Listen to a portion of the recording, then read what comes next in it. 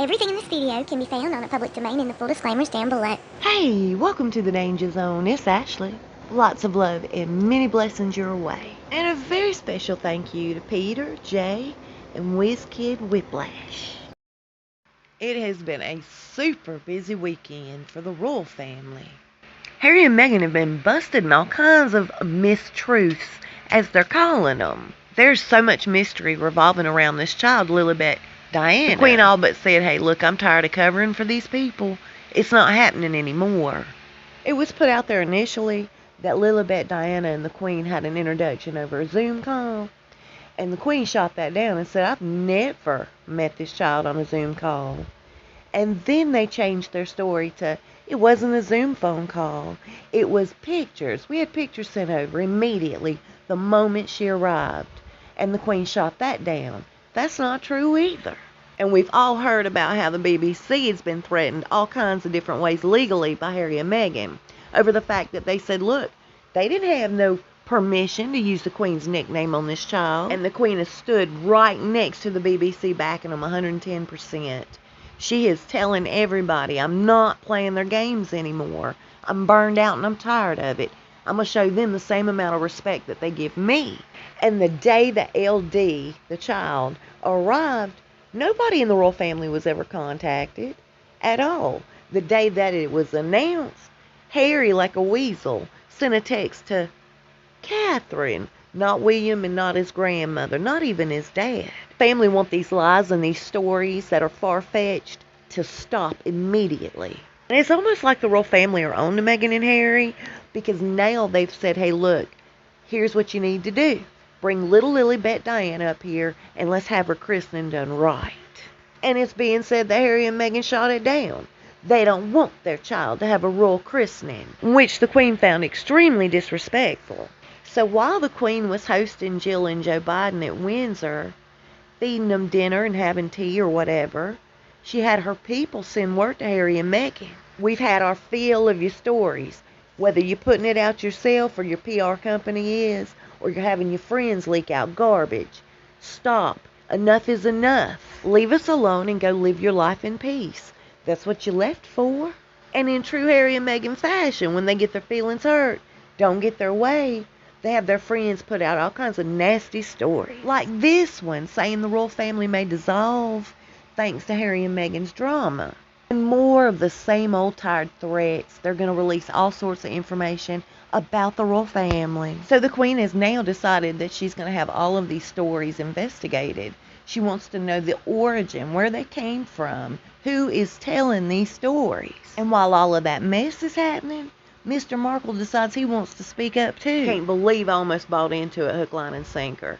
I said, golly, I need a nap and a vitamin. This man is working with them. Listen to this. If any of us could ever really understand. Born on Friday in Santa Barbara, California. Finding out your daughter has had a baby by watching a news report on TV. My congratulations to Meghan and to Harry. This is the reality. He congratulated Harry and Meghan, but I don't remember Gail doing it, Chrissy Teigen, or Oprah. They said Oprah did on Instagram, but I never found it. Now I've got a lot more Markle blood in the royal family. Excited because now there's more Markle blood in the royal family? Are you serious? 40 years ago, Meghan was born, and she was born as a C-section, so she was put in my arms. I was the first person to hold her little hand went on my fingers like that. And I fell in love with her, and I've been that way for 40 years. So I don't get to hold my granddaughter. He hopes that one day he'll get to hold his granddaughter. What about his grandson? He never ever mentions holding Archie or getting to know Archie. He either already knows that child or he knows that child doesn't exist. Axe murderers in prison, their family comes to see them, right? I mean, I'm not an axe murderer.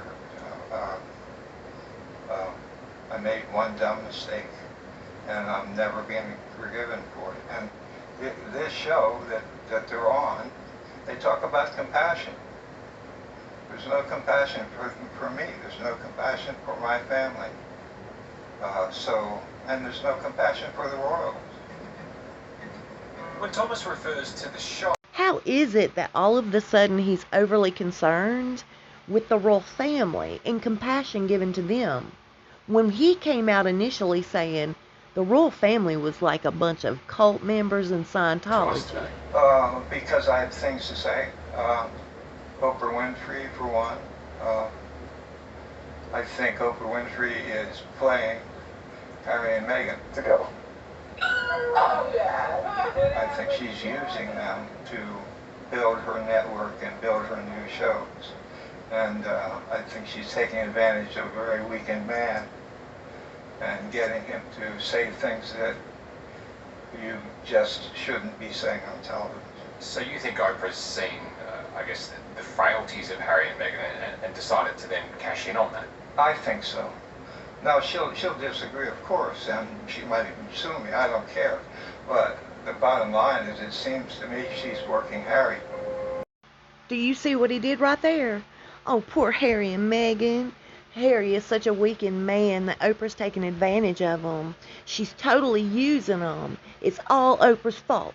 Meghan and Harry had nothing to do with it. Have you tempted to just drive up to California, turn up on their doorstep and knock on the door? I'd never do that. That makes me a stalker. I'm not a stalker. But he did do that, you guys. He went to Oprah's, through her gates, to the front door, handed the security guy a letter, and walked away. She knows where I live. He knows where I live. Harry's invited to come down anytime he wants by himself, or Meghan's invited to come down anytime she wants by herself or with Harry. Or, I would love that. Father's Day is coming up.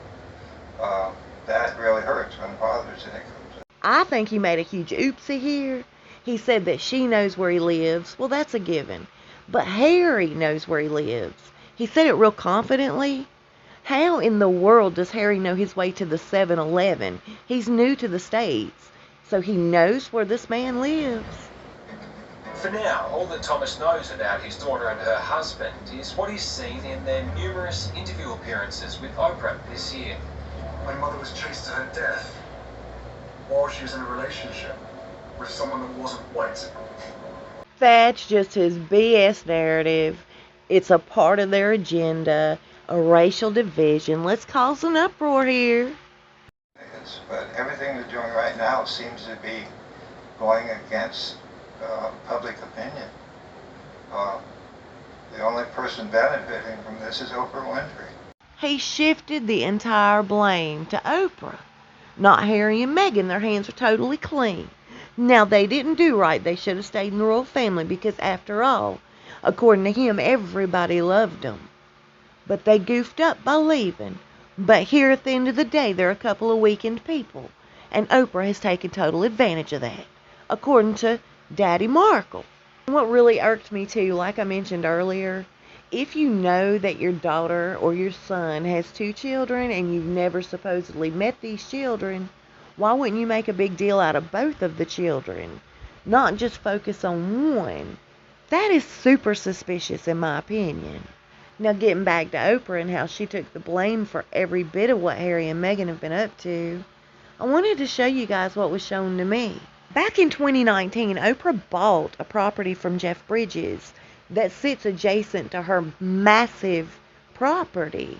It was told to me that Harry and Meghan have been staying in her $6 million property that she purchased adjacent to her home. The color motif matches everything they've ever done where they've had to be on video. The yard when she was sitting there with that Gloria lady looks exactly like the yard of this $6 million property. The pictures they did where she was supposedly pregnant and Archie and Harry weren't allowed to look at the lens, that was done in this yard. The bench where they were talking about voting was done in this yard. This is bizarre. It just shows me that, yes, it's not all Oprah's fault, but I believe Oprah definitely owns them. When this was shared with me, they told me the house that they supposedly bought with the 16 bathrooms, that's a total front. But why? That's the question. None of it makes sense. I have always felt they were put together for a purpose. There is nothing genuine about their relationship, in my opinion. His blubbering and crying to Chelsea Davies the day before he was forced to marry Megan ought to be proof of that. It's bad enough that he went along with this scheme, but to target his family, in particular his granny, oh my goodness, what kind of person is that? Here, and I hope you're having a real good day. I'll see you soon and we'll talk fast. Y'all please stay safe and be blessed.